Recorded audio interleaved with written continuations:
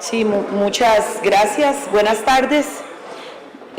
Antes de poder entrar en detalle en algunas observaciones directamente con el informe como tal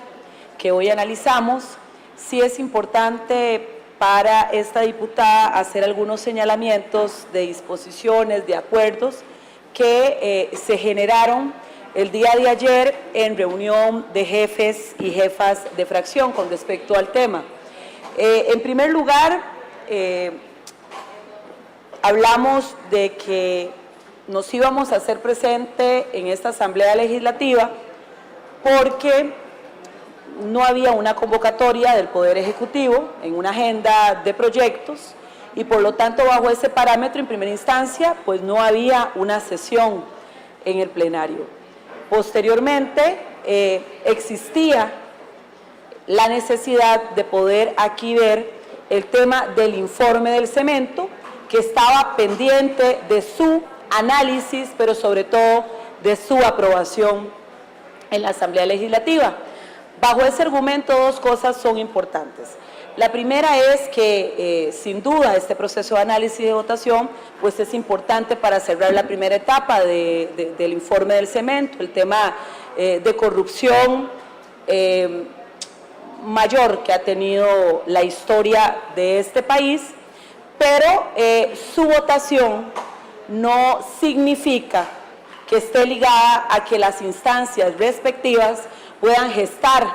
las acciones que correspondan. O sea, la votación no es vinculante para que el Ministerio Público haga lo que tenga que hacer. La votación en este plenario legislativo no es vinculante para que el señor Presidente de la República tome las acciones que desde hace buen rato debió de tomar. La votación no es vinculante para que la Procuraduría haga lo que tenga que hacer y tampoco el sesionar era vinculante a paralizar cualquier órgano de esta Asamblea Legislativa, específicamente la Comisión de Investigación de los otros créditos que salieron una serie de temas que en base a esta investigación quedaron pendientes, igual se iba a sesionar. Y esto es importante de aclarar. Bajo esa necesidad de poder determinar qué iba a pasar con este tema del cemento, se hizo la consulta de la Presidencia de la Asamblea Legislativa al despacho competente, servicios técnicos, de qué es lo que procedía en estos casos. Y se dio una información que en base a algunas resoluciones de la sala, si hay algún tema de control político del régimen interno, aunque no haya una convocatoria del Ejecutivo, pues se puede venir a sesionar. Y parte de la interrogante era, bueno, no necesariamente esto se ha hecho nunca en la historia del país. Sin embargo, teníamos claridad, las diputadas y los diputados, que la particularidad del momento político y del país es muy diferente a lo que pudo haber pasado en otro momento, puede pasar en el futuro. Había una necesidad de poder concretar el tema y tomamos esa definición. El Ejecutivo se da cuenta de que los diputados vinieron y que no hay una convocatoria. Evidentemente no había un plan por parte del Ejecutivo de planificar una agenda para el 8 de enero en adelante. De hecho, no hemos tenido ningún acercamiento ya de por sí del que nunca está, el ministro de la Presidencia o el viceministro de la Presidencia o del presidente de la República o de cualquier otro, sino que fue vía Twitter, redes sociales, que nos enteramos de 4 proyectos de ley que se ponen cuando se dan cuenta que estamos dentro de las sesiones y que vamos a sesionar. Entonces, comenzamos en un debate dentro de jefes y jefas de fracción sobre qué es lo que íbamos a realizar. Y a partir de ahí consideramos que debíamos abrir un espacio de retroalimentación, de análisis de las diferentes fracciones, que cualquiera que quisiera hacer su observación, su análisis, para que se consignara en el acta previo a la votación y que se adjuntara al informe como tal, pudiera hacerse en el ejercicio de tan importante tema, que además tiene una continuidad en el análisis de la comisión que sigue investigando. Y hemos determinado una moción que viene a decir que el próximo jueves 18, hasta su votación, hasta su discusión final y hasta su votación, al finalizar el día como tal, pues pondremos a votación el informe que además manifestamos que de parte de la fracción del Partido de Liberación Nacional será un informe que votaremos de manera afirmativa. A partir de ahí, quedamos en esa dinámica. Las sesiones se hacen única y exclusivamente para priorizar sobre el tema. Se amplía la primera parte hasta las 6 de la tarde. No impide que en algún momento que ya nadie quiera hacer uso de la palabra, las diferentes fracciones, los diferentes diputados y diputadas, el informe pueda someterse a la respectiva votación. Entonces no hay ni control político, no existe la agenda para la primera parte y estamos priorizando en esta vía el análisis y la votación como tal. Quiero manifestar que yo me siento muy satisfecha de pertenecer a esta conformación de Asamblea Legislativa de este periodo constitucional. Esta es una investigación que fue responsable, que fue a fondo y que permitió descubrir y también intervenir y determinar los niveles de corrupción graves que estaban dándose en toda instancia. Y fue la proactividad de esta Asamblea Legislativa como institucionalidad la que dirige, la que concreta y la que propone la investigación como tal. Yo felicito absolutamente a todos los diputados y las diputadas que estuvieron en dicha comisión. Sé que el trabajo no fue sencillo, no solo por el tema en el contenido como tal, sino las decisiones y también el tiempo que invirtieron, en donde muchísimas ocasiones, los fines de semana y hasta altas horas de la noche tuvieron que sesionar. Me siento muy complacida que quien haya presidido la comisión y haya tenido una flexibilidad y una apertura para poder facilitar todo lo que se tuvo que hacer y llegar a las mejores conclusiones fuera el compañero Ronnie Monge Salas, que es diputado de nuestra fracción del Partido Liberación Nacional. Sobre el mismo, aquí hay varias reflexiones que debemos de tener, de revisar y también de concretar. Hay una agenda que presenta el gobierno con 4 proyectos y 2 de esos proyectos, 3 de esos proyectos pueden venir a esas recomendaciones ligadas que se dieron en el informe del cemento como tal. Parte de eso es el proyecto de ley de nepotismo, que ya lo teníamos a punto de gestar en una votación previo a salir a las sesiones de diciembre. El otro es la pérdida de credenciales de los diputados y lo del cabildeo. Esto a mí me parece muy importante porque además en el 2015, en este directorio legislativo del cual yo fui parte, gestamos la política institucional de lo que corresponde como Parlamento Abierto. Y bajo el tema de Parlamento Abierto precisamente tiene que ver con un esfuerzo que se hace para el acceso de la información, para los formatos de información, para la rendición de cuentas, para el acceso a la transparencia, pero el garante principal que tenemos cuando hablamos de una política pública de Parlamento Abierto o institucional es precisamente el resguardo institucional del primer poder de la República, desligándolo de las acciones que como personas cualquiera pueda tener dentro de esa institucionalidad. Y a partir de ahí hemos avanzado como primer poder de la República en información digital, en información personal que facilitamos hacia la ciudadanía, en el voto electrónico, en alguna reglamentación sobre el formato de información, en formas de comunicación más abiertas, más amigables, que permiten un acceso más transparente y adecuado, como lo generan y lo exigen las nuevas formas de hacer política entre la Asamblea Legislativa y la ciudadanía, pero hay un rezago cuando hablamos de Costa Rica en materia de parlamento abierto, transparencia, y es precisamente en legislación. En Costa Rica estamos rezagados en tomar algunas decisiones, o muchas decisiones, en cuanto al tema de legislación. Este escándalo, esta barbaridad que ocurrió con el tema del cemento, nos permitió vincular la necesidad, que a veces se vuelve amenazante para muchos, el acceso a la información, la apertura de lo que hacemos, lo que corresponde a abrir nuestras cuentas, nuestros espacios, nuestras agendas, lo que hemos podido hacer y lo que no hemos podido hacer, a veces crea resistencia básicamente en la cultura política que no ha entendido en muchas ocasiones, muchas y muchos, que los nuevos paradigmas se mueven de manera diferente. Este trabajo de comisión nos hace ver como institución que necesariamente para blindar la institucionalidad, la democracia y el esfuerzo que como país hacemos, es necesario también blindarla con aspectos legales que protejan y blinden precisamente esa institucionalidad. Por eso estamos hablando de 3 proyectos de ley que, vinculado al esfuerzo que hemos planteado, que hemos estado impulsando muchos diputados y diputadas de diferentes fracciones legislativas, pues que se sume ahora coyunturalmente a ese esfuerzo para seguir avanzando en el tema de Parlamento abierto y que nos va poniendo puntos como institución en el resguardo de la credibilidad y la democracia como tal. Creo que también legislación como el lobby,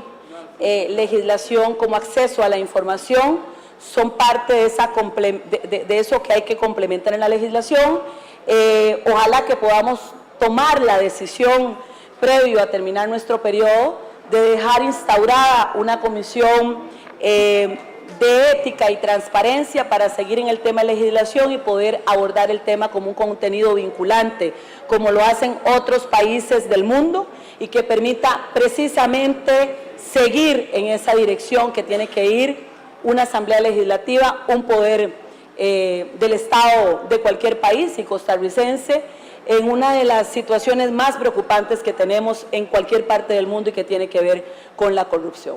Es así como evidentemente vemos bien ese tema de legislación, y también espero que nos sentemos a poder darle más fuerza con otra legislación y con otras acciones que sin ninguna discusión, por lo que hemos vivido y hemos presenciado, deben de instaurarse, deben seguirse fortaleciendo y deben de aprobarse inmediatamente en esta Asamblea Legislativa.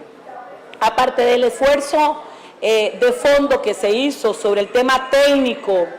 dentro del informe, podríamos hablar de estos elementos y podemos hablar también de esas acciones que hay que tomar dentro de la Asamblea Legislativa en materia precisamente de legislación. Tenemos debilidades dentro del Poder Judicial que se vinculan con debilidades dentro del Poder Legislativo. Y entonces aquí tenemos sobre la mesa una decisión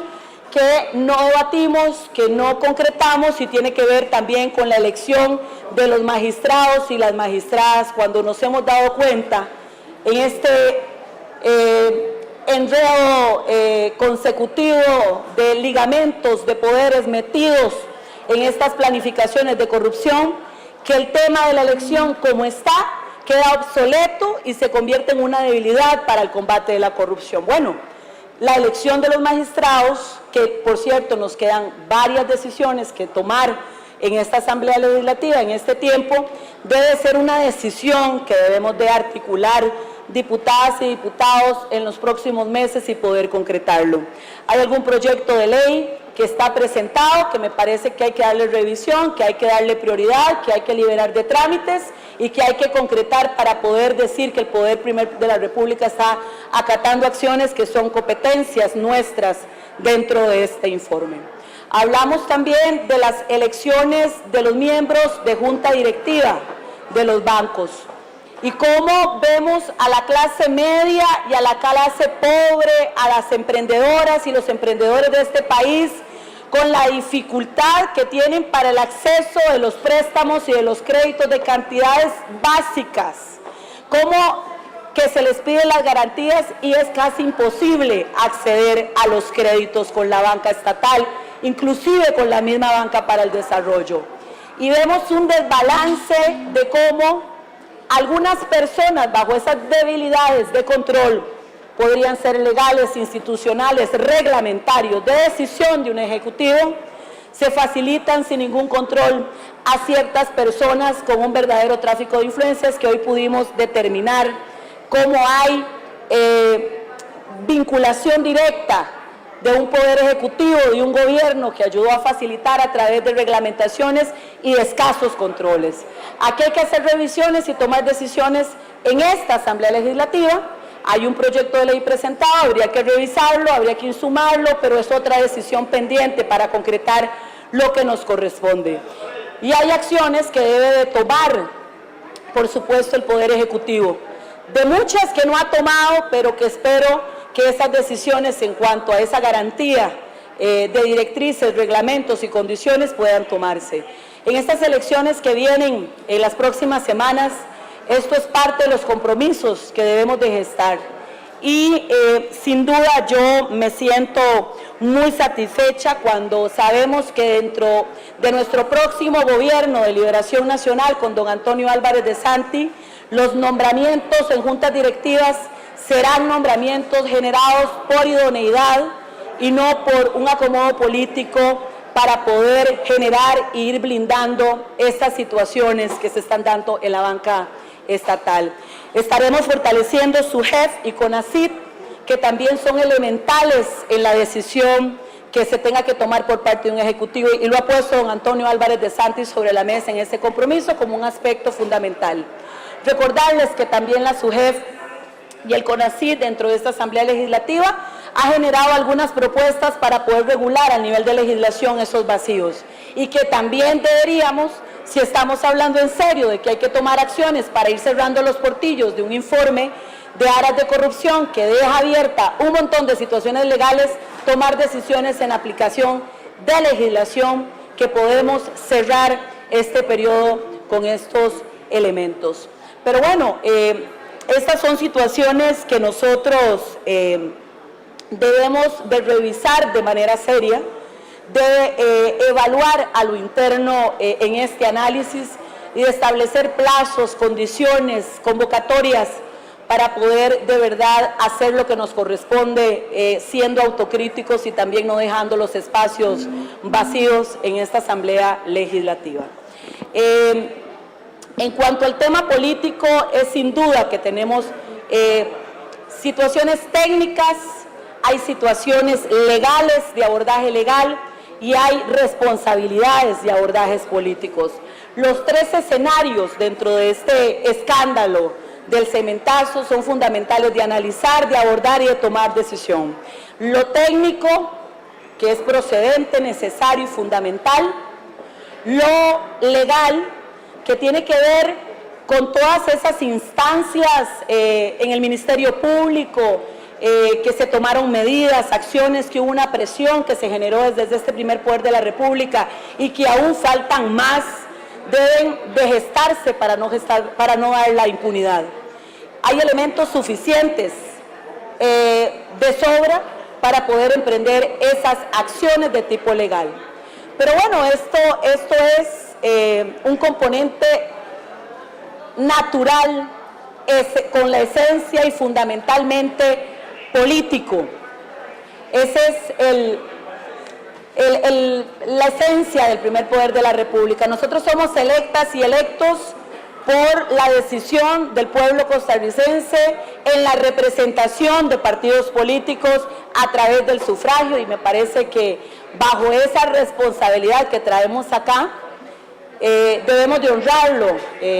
bajo personas en el ejercicio de esa función, pero también bajo la representación de los diferentes partidos políticos.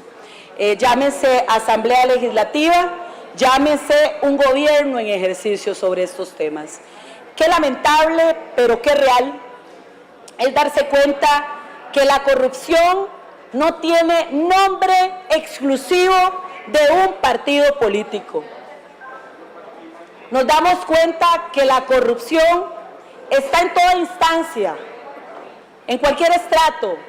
y también en los diferentes partidos políticos, inclusive en aquel que en algún momento ganó una campaña diciendo que la corrupción no tocaba al Partido de Acción Ciudadana, porque todo iba a ser sumamente transparente y que se iba a cambiar y que todo estaba concentrado en un partido político, pero jamás en el Partido de Acción Ciudadana. Nos venimos a concretar, lamentablemente, para la historia de este país, que el mayor escándalo se hace precisamente con el partido que señalaba todo lo contrario, con el Partido de Acción Ciudadana. Y eso es la lección de que la corrupción no es una institucionalidad, no es un partido, sino que son personas metidas en diferentes instituciones, partidos, estratos, juntas y espacios. Y que habemos muchísimos y muchísimas que estamos dando una lucha para la defensa de la democracia y de nuestro país y de la limpieza y de la credibilidad de la política para no permitir que eso suceda y que se harán las acciones necesarias las veces que sean necesarias y que se tomarán las medidas necesarias las veces que tenga que hacerse, con quien tenga que hacerse y cómo tenga que hacerse, porque esto no es una cuestión de personas. Las personas tendrán que asumir sus consecuencias y hay de todo extracto, de toda institución, de todo poder de la República. Pero bueno, parte de la reflexión y de las interrogantes que hoy nos hacemos es cómo el gobierno todavía no toma medidas para poder establecer las sanciones que inclusive antes de que se realizara aquí una investigación pudo tomar a oficio, precisamente por velar en esa defensa de la credibilidad de una gestión, de un gobierno y sobre todo cuando tienen una bandera que dicen que es la transparencia. ¿Cómo es posible que ministros que hayan gestado, que han quedado documentados, que gestaron toda esta situación de manera proactiva, donde la base para accionar todo esto fue desde la Casa Presidencial, continúen en silencio y en sus espacios de trabajo, con una defensa absoluta de un presidente de la República que no toma decisiones? Ahora es el tema del cemento, pero hay un montón de decisiones que se han dado en esta administración desde hace más de 3 años y que se han señalado como ilegales, administrativamente incorrectas, pero sobre todo faltas a la ética y de corrupción. Y aquí se sigue defendiendo y eso no le hace bueno al país y eso no le hace bueno a la democracia. Y esto golpea a la política en una campaña electoral. Y vemos cómo ascienden en esa irresponsabilidad de un gobierno que no se preocupa por cuidar ese universo que es Costa Rica, esa institucionalidad que es Costa Rica, y de pronto cualquier populista agresor viene a subirse a un estrado a agredir a las mujeres y a hablar cuanta barbaridad quiere y sube por ese tipo de irresponsabilidades. No, señores y señoras, no costarricenses. Aquí debemos de hacer una pausa en esta reflexión y en este análisis que se ha hecho en la Asamblea Legislativa para poder ver las cosas con seriedad. Y al Partido de Acción Ciudadana, creo que también aquí hablan ustedes, dan discursos muy interesantes. Creo que es importante que alguna vez ustedes como fracción con el Ejecutivo se pongan de acuerdo y que también se sienten y nos cuenten en este plenario legislativo a los costarricenses qué acciones tomaron ustedes al respecto. Porque no se trata de un gobierno o de otro, de querer molestar a una parte u otra. Estamos hablando de un caso de corrupción donde la responsabilidad es del gobierno PAC y que fue quien dirigió. Y esperamos una respuesta coherente con lo que hacemos acá, coherente con lo que ustedes dicen en esta Asamblea Legislativa, en acciones muy precisas, que me parece que es parte del análisis que podríamos tener. En base a todo esto, también creo que es muy importante que las cosas se digan como son. Aquí estamos hablando desde hace días. Siento un Partido de Acción Ciudadana que se divide y me confunde porque uno esperaría posiciones muy contundentes en cuanto al informe, a la votación, a las medidas, a las acciones de un gobierno, una conferencia de prensa, el ABC de lo que van a hacer, sino que vemos una parte de la bancada del PAC que dice que no deberíamos estar viendo el informe mucho tiempo y otra que por un lado lo vota y otra que dice que deberíamos ver la agenda y otra que no. Yo creo que eso definitivamente es sin duda una muy mala señal y creo que tenemos que ponernos serios para poder de verdad hacer lo que nos corresponde en el periodo que nos corresponde. Hay una gran deuda del Partido Acción Ciudadana, y me parece que hay una respuesta y una devolución con acciones que ustedes también deben de gestar. Liberación Nacional puede decir hoy acá que ha sido uno de los partidos que no ha tenido absoluta vinculación en este informe, sino que hemos sido quienes hemos facilitado más bien el proceso de investigación y que se dieran las cosas de la mejor manera. Y el único vínculo que parecía darse y que había en dudas, Antonio Álvarez de Santi le dijo al candidato a diputado, don Víctor Hugo Víquez, mire, mejor apártese, porque lo que menos queremos en este momento es llenarnos de una campaña en donde exista al menos ni siquiera una duda de temas de corrupción, que no le hace bien a nuestro proceso de campaña como país. Y fue el único que con acciones llegó y dijo de una vez, hablando de la responsabilidad política que debemos de tener, porque para discursos técnicos y legales hay varios y hay varias acciones, pero para la responsabilidad política, que es fundamental para ese fortalecimiento como tal, son cosas que también deben de darse. Sigo viendo a don Welmer en una campaña del PAC, sigo viendo un candidato del PAC muy tibio, un día sí, un día no, veremos, eso no le hace bien al país. Vemos personajes y autoridades del Partido Unidad Social Cristiana en las mismas situaciones, tampoco le hace bien al país. Tomemos decisiones como las tomó Liberación Nacional, hablemos en serio del asunto para poder seguir blindando y creando un país por el cual estamos orgullosos hasta el día de hoy y es responsabilidad de nosotros. Tenemos regulaciones para poder seguir haciendo las temáticas y cumplir el objetivo planeado en esta Asamblea Legislativa, y parte de esas regulaciones en la responsabilidad política es el quórum. Y para esas acciones hay dos condiciones que me parece plantearlas también en ese análisis. Se está dando una reducción de permisos, 5 por día, para poder garantizar y que no se dé malinterpretaciones de que con los permisos se boicoteó, que no quepa ninguna duda para algo que es necesario para el país. Pero en los acuerdos dijimos que íbamos a estar presentes. Mire, a mí me parece muy mal, y también podríamos decir, como se señala, es que a veces hay definiciones de un partidario que hacia afuera generan conceptos y hacia adentro guardan silencio. Para los compañeros, y mire, por ejemplo, don Edgardo Araya hoy no vino. Don Edgardo Araya es candidato del Frente Amplio y no está aquí. Aquí hay un montón de candidatos a la vicepresidencia de la República, a presidencias de la República, de esos mismos que se levantan y señalan que estar aquí con un sombrero de candidato y que venir a aprovecharse de los medios es corrupción. Pero cuando aplica para los mismos, hay silencio y todo es permitido y aquí nadie alza la voz. Aquí vuelvo a señalar cuando estaba don Antonio Álvarez de Santi presidiendo esta Asamblea Legislativa en una pre-campaña,